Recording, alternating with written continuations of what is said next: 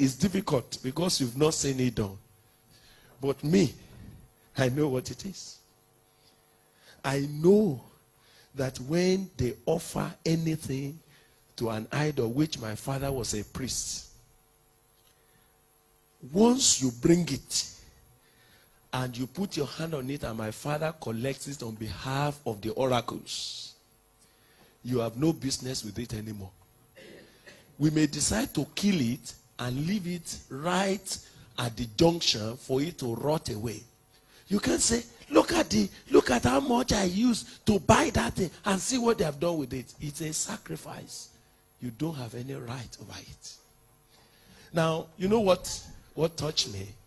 When a man becomes a living sacrifice to God, please listen, he has completely, totally handed over the certificate of ownership of his life to God. Now, I want to explain something quickly.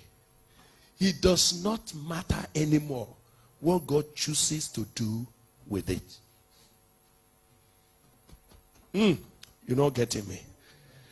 When even if, let's imagine that you have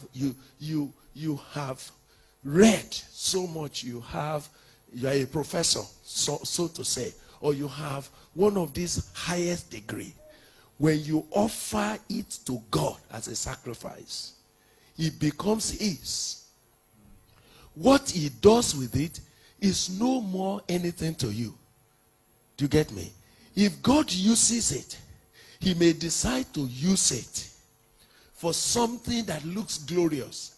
The glory is not yours, because it's no more yours. And he may decide to use it for something that does not, and people say, what are you wasting the whole of this man for? It's not your business. You don't even feel bad. Now, I don't know how to put this. You know, sometimes, because I've seen people who wanted to be in God's work. They want to be in the ministry. But they also want to find achievement. Do you get me?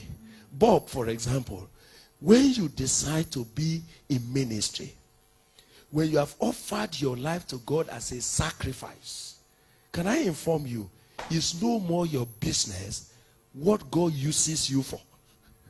It's not your business where he uses you. If he decides, he says, have you given it to me as my own? You say, yes, Lord, it's mine. He says, okay, go now and begin to drive the car for Tim Hall. That's what I want to use you for.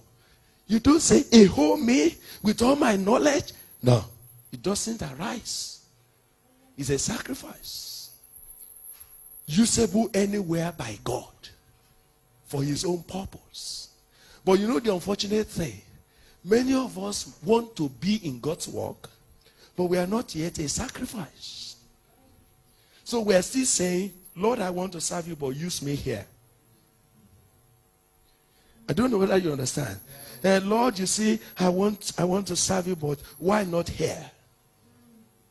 And if he's using you to do something that does not appeal to you as if it is worthy, you feel bad. Say, is this why I resign my job?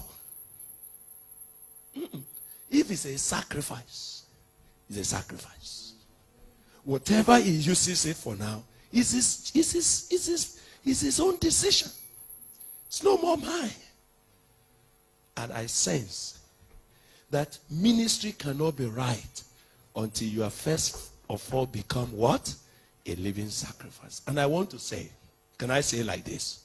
Now, when a man becomes a sacrifice, when you become a sacrifice, again, it doesn't mean that God might decide to use you for something that is not very important.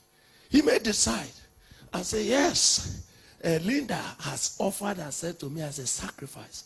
I want to give her an ambassadorial job where she's going to be earning millions of dollars. Now, I want to tell you again, even that has no excitement for Linda. because it's not hers. When she brings millions of dollars or millions of pounds, it's not hers. To whom does it belong? To the Lord, because she's a sacrifice. Nobody needs to come and congratulate her and say, oh, Linda, that's a great job. That's a great job. No. If we need to congratulate anybody at all, whom do we congratulate?